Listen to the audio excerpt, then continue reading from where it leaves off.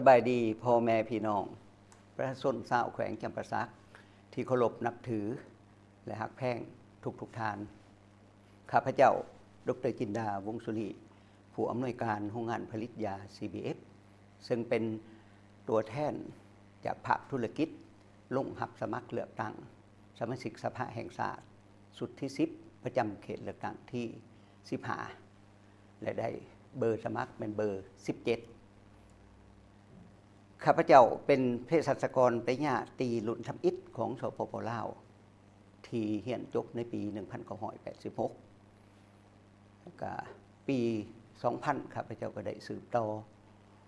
ค้นคว้าเอาปริญญาโทบริหารธุรกิจสาขาการบริหารจัดการการผลิตอยู่ต่างประเทศในชีวิตการงานข้าพเจ้าถือว่ามีความโชคดีที่ได้นำเอาความรู้ที่ตนได้เรียนมาในสาขาอาชีพเพื่อพัฒนาในการประกอบส่วนเข้าในการทางด้านสาธารณสุขก็คือทางด้านธุรกิจอยู่แขวงจำปาสักเฉพาะโรงงานผลิตยา CBF เป็นโรงงานหนึ่งที่ถูกสร้างตั้งมาฮอดปัจจุบันแม่นได้31 ปีและก็ได้มีการพัฒนาและเติบใหญ่ขยายตัวอย่างต่อเนื่องเป็นโรงงานที่ได้รับการยั่งยืนการผลิตยาที่ดี GMP แห่งทำอิฐของสปป.ลาวโรงงานผลิตยา CBF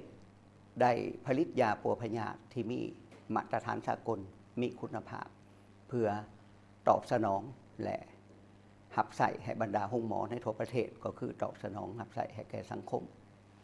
และในอนาคตก็กำลังปรับปรุงและสร้างตั้งและขยายโรงงานให้สืบต่อขยายตัวเพื่อเอามาตรฐานในระดับสากลและในภาคพื้นเพื่อสนองยาปัวพยาธิภายในประเทศและก็ส่งออกต่างประเทศข้าพเจ้ายังมีโอกาสดีที่ได้เป็นประธานสภาการค้าอุตสาหกรรมแขวงจำปาสัก8 ปีแต่ปี2008ถึงปี2016ในระยะที่ข้าพเจ้าเป็นประธานสภาการค้าอุตสาหกรรมแขวงจำปาสักก็ได้มีความพยายามและได้ปฏิบัติหน้าที่หลายอย่างเป็นต้นเป็นนำพาภาคธุรกิจเต่าโฮมคมสามัคคีเป็นจิตหนึ่งใจเดียวเพื่อผลิตและบริการและก็เฮ็ดธุรกิจอยู่ภายในแขวงจำปาสักให้เติบใหญ่ขยายโตในนั้นก็เป็นปฏิบัติหน้าที่เป็นขัวต่อระหว่างธุรกิจและก็รัฐบาลเพื่อแก้ไขบรรดาอุปสรรคข้อยุ่งยากในการดำเนินธุรกิจเพื่อสร้างสภาพการดำเนินธุรกิจเป็นให้มีสภาพแวดล้อมที่ดีดึงดูดการลงทุนเฮ็ดให้การพัฒนาเศรษฐกิจสังคมอยู่ในแขวงมีการขยายตัวอย่างต่อเนื่องอันสำคัญการสุกยุให้ประชาชนในการประกอบอาชีพสุกยุให้แก่การผลิตสุกยุการบริการและสุกยุการค้าให้นับมือนับเติบใหญ่ขยายตัวพิเศษเป็นการส่งเสริมสุกยุธุรกิจขนาดกลางและขนาดหน่อย SME ให้ได้ผลิตสินค้ากสิกรรมและกล่าวไปถึงการส่งออกผลผลิตกสิกรรมไปทางประเทศซึ่งเฮ็ดให้นับมือนับเติบใหญ่ขยายโตในระดับที่มีความพึงพอใจเฉพาะการบริการการค้าและท่องเที่ยวก็มีส่วนสำคัญในการสุกยุให้ภาคธุรกิจเฮามีความเข้มแข็งเพราะแขวงจำปาสักเฮามีท่าแห่งในหลายอย่างเนาะซึ่งเป็นห้องว่าเป็นจุดที่ใจกลางของบรรดาแขวงภาคใต้และก็เสื่อมจอดไปหาบรรดาประเทศใกล้เคียงเฮ็ดให้เศรษฐกิจของพวกเขามีการขยายตัวอย่างต่อเนื่องในนั้นก็เป็นการผลิตสินค้ากสิกรรมการผลิตปรุงแต่งสินค้ากสิกรรมและการบริการการท่องเที่ยวก็แม่นมีใบหน้าใหม่และเติบใหญ่ขยายตัวอย่างต่อเนื่องถ้าข้าพเจ้าได้รับเลือกตั้ง เป็นสมาชิกสภาแห่งชาติสุดที่10ในครั้งนี้ข้าพเจ้าจะนำเอาประสบการณ์และความรู้ที่มีอยู่โดยเฉพาะและแม่นทางด้านธุรกิจและทางด้านสาธารณสุขเข้าไปยุแห้งในการพัฒนาเศรษฐกิจสังคมของแขวงให้เติบใหญ่ขยายตัวในด้านภาคธุรกิจข้าพเจ้าจะสืบต่อเนาะเพื่อสุขยุการสร้างเศรษฐกิจเอกราชเป็นเจ้าตนเองและการพัฒนาชนบทเพื่อลบล้างความทุกข์ยากตลอดหอดการ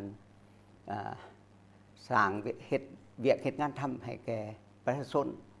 และก็สร้างชีวิตการเป็นอยู่ให้ประชาชนให้นับดีขึ้น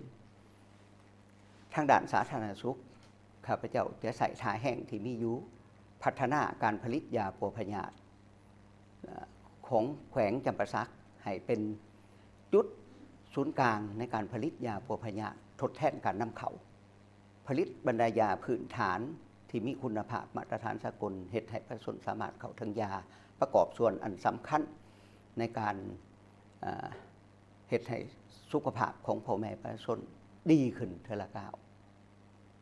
ข้าพเจ้าเชื่อมั่นว่าการมีส่วนร่วมในการพัฒนา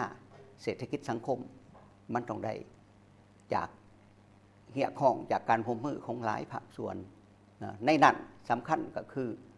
ภาคธุรกิจเนาะที่เป็นท่าแห้งอันใหญ่ของแขวงจำปาสักพวกเขาอีกเท่านึงข้าพเจ้าก็ขอฝากเบอร์17เนาะดร.จินดาวงศ์สุรีให้ประชาชนชาวแขวงจำปาสักเนาะถ้าทานไว้วางใจก็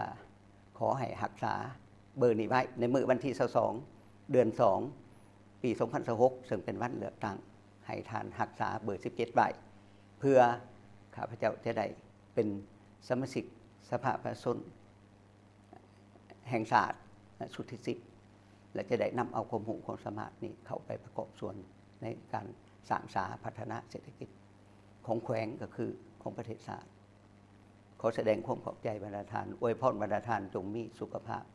แข็งแรงมีผลสำเร็จในหน้าที่การงานและมีความ